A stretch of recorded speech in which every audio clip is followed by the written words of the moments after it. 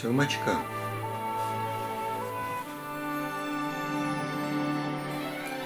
Ты идешь мешать? заходи. Оп, молодец, пришел. Давненько тебя не видели.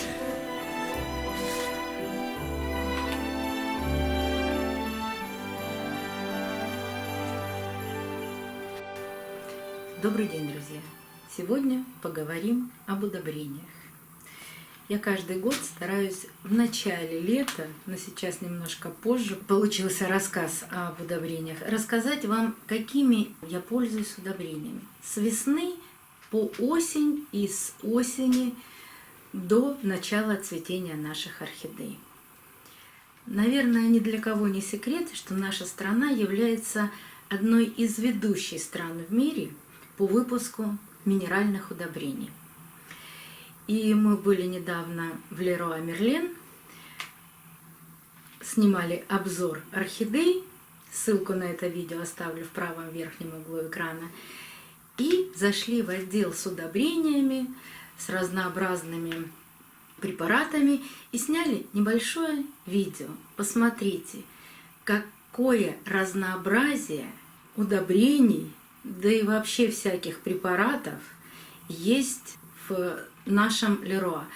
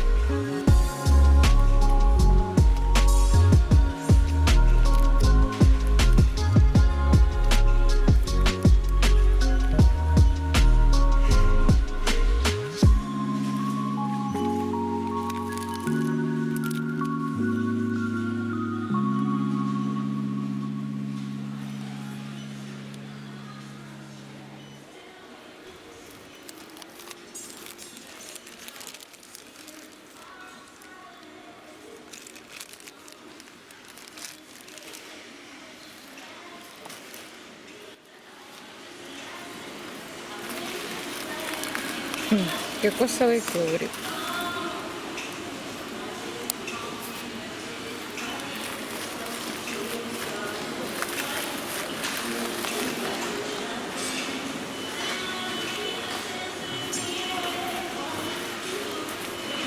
Я думаю, смотри, есть кокосовые чипсы.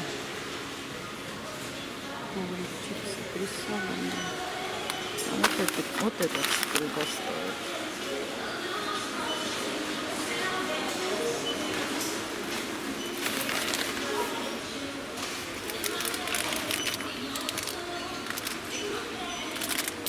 Это торфяное.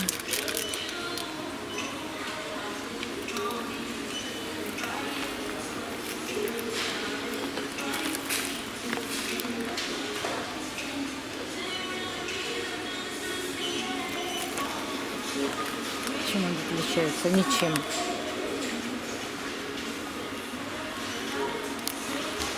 Сейчас пойду. Так, я торфяную такая таблетка. Таблетки торфяные универсальные. Вот эти.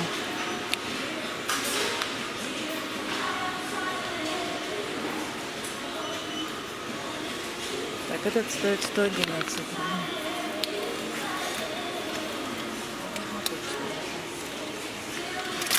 А вот это сейчас все пойдем посмотрим по ценам. Объясни мне тут стаканчик.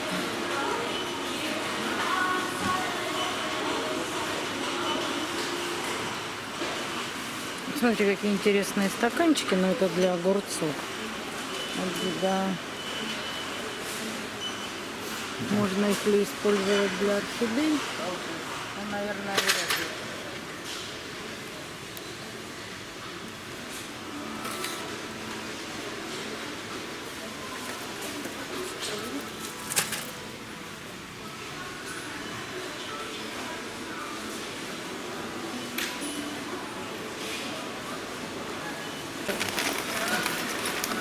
Это кокос.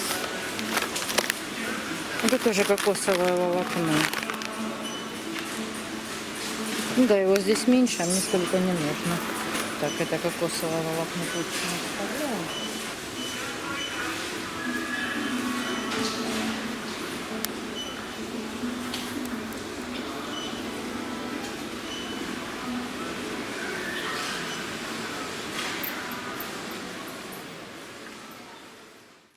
Но это не только в нашем Леруа, а и во многих цветочных магазинах огромное количество разных удобрений, которые производит наша промышленность.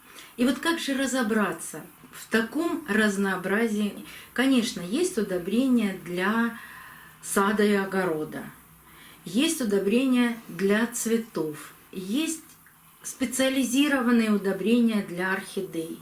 А есть удобрения универсальные, которые подходят и для цветов, и для других культур. Я каждый год приобретаю какое-нибудь новое удобрение и использую, тестирую, можно сказать, на своих орхидеях. Но вы знаете, что в этом году я тестирую удобрение Аминосил. У них большая линейка удобрений. Есть для орхидей, есть для комнатных растений, есть для хвойных, есть для роз, есть для гортензий. Очень большая линейка. Но как поведет себя это удобрение и какой мы получим результат, мы узнаем ближе к зиме. И у меня для этого удобрения выделен стеллаж. Но постоянные мои зрители об этом знают. Я периодически рассказываю об этом удобрении. Но все остальные орхидеи, а их больше 250. И этот стеллаж, который находится позади меня, я удобряю обыкновенными, минеральными, стандартными удобрениями, о которых я не раз рассказывала. Это могут быть удобрения акварин, растворин, акварин цветочный. Об этих удобрениях я рассказывала, и все видео о них собраны в плейлист. Ссылку я оставляю в правом верхнем углу экрана и под видео. Какое удобрение я нашла новое для себя в этом году? Вот такое удобрение. Какая-то новая фирма. Растворин, акварин и акварин цветочный – это буйские удобрения. Новая фирма.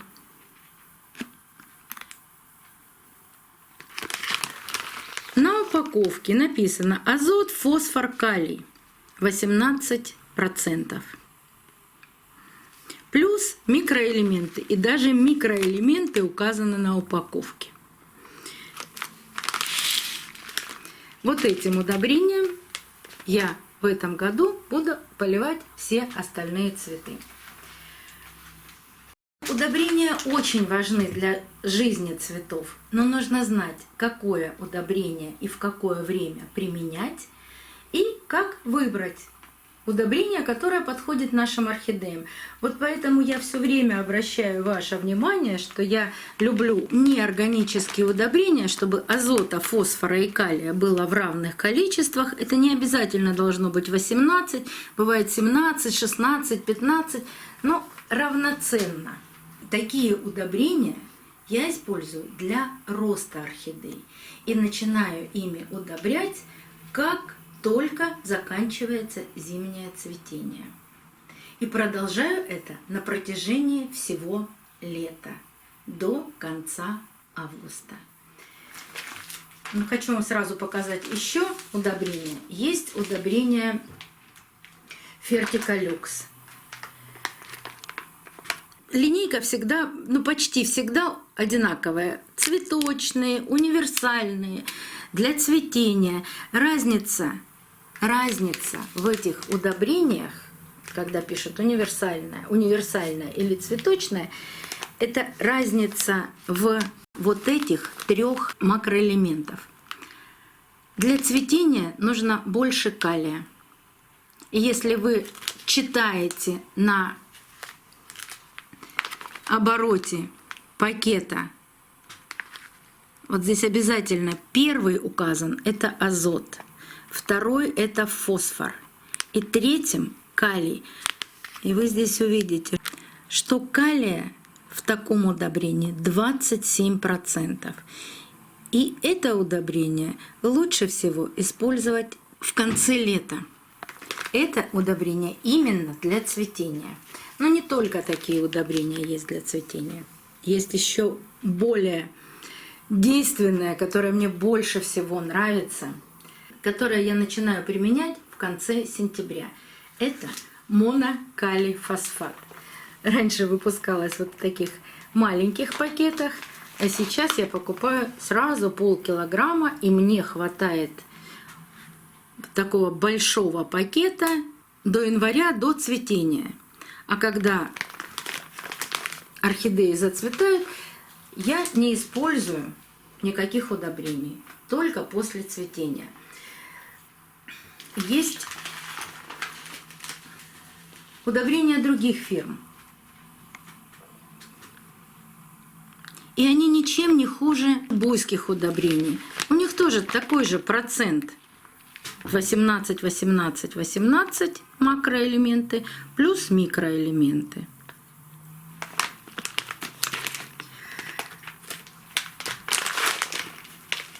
А вот еще одно новое удобрение. Правда, я бы сказала, что это удобрение для роста. Потому что здесь больше всего азота. А именно азот 21. Это азот, 19 фосфора и 14 калия. Плюс микроэлементы, они тоже указаны на упаковке. Целая таблица. И это удобрение гранулированное.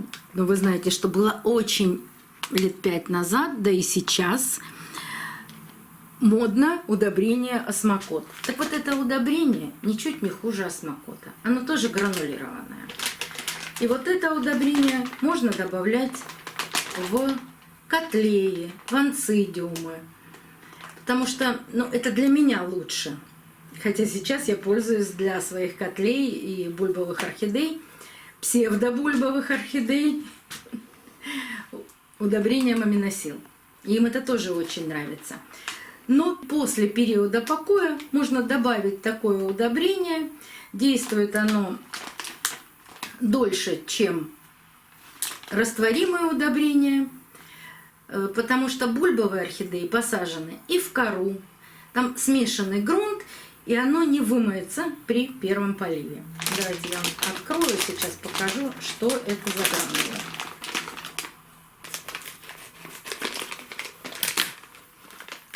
Вот такие интересные гранулы.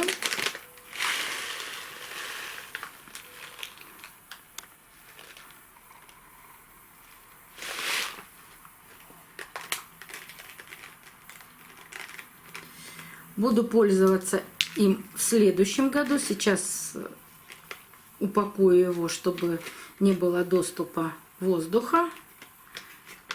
И обязательно попробую. Я думаю, что тоже эффект будет колоссальный. Но не только это гранулированное удобрение поступило в продажу. В линейке Аминосил тоже появилось гранулированное удобрение. У меня нет его на данный момент, но я обязательно закажу и попробую. Мне тоже интересно, как будет действовать гранулированное удобрение. К сожалению, удобрения Аминосил нет в наличии в сетевых магазинах, но всегда можно приобрести на Озоне и Вайлдберрисе. Я еще не видела этого удобрения, но знают производители, что начался выпуск гранулированного удобрения. Тоже очень интересно. И еще пару слов о удобрении монокалия фосфат. Вот казалось бы, здесь, так, здесь не видно, или плохо видно. Да, вот на этом большом пакете понятно, что фосфора 50%, а калия всего 33%. И казалось бы, для цветения нужно большое количество калия. Но попробуйте свои орхидеи в конце августа удобрять монокалий фосфатом. И вы увидите, что цветы не только выпустят цветоносы, но и бесподобно начнут растить корни. Да такие шикарные, что вызывает удивление. Но и цветение тоже великолепное. В применении удобрений нужно понять, что орхидеи цветут, ну, по крайней мере, в наших, вот в моих условиях, то есть в жарком климате. Но так они устроены, что они цветут у нас зимой, не летом, а зимой. Да, если у вас более северный район, там орхидеи должны цвести всегда. Нет высокой температуры или температура не поднимается выше 25 градусов летом. Вот это идеальные условия для постоянного цветения орхидей. И тогда можно смело всегда удобрять универсальным удобрением. А если у вас все-таки жаркий регион, есть большая разница зима-лето, то есть зимой холодно, летом очень жарко, тогда нужно делать так. Сначала, когда летом орхидеи почти не цветут, и после цветения удобрять орхидеям для роста и развития, то есть одинаковое, желательно равноценное количество азота, фосфора и калия, плюс микроэлементы, а ближе к осени, все равно у нас даже с вами осень наступает по-разному, у нас осень наступает в октябре, но никак не в сентябре. Но в конце августа нужно начинать удобрять монокалий фосфатом и до распуска первого бутона. И если вы будете пользоваться удобрениями правильно, в то время, когда это необходимо орхидеи, тогда ваши орхидеи порадуют вас и ростом, и цветением. Как меня на данный момент радует орхидея Sunset Love. Посмотрите, какое в этом году цветение. До новых встреч, друзья! Увидимся на канале.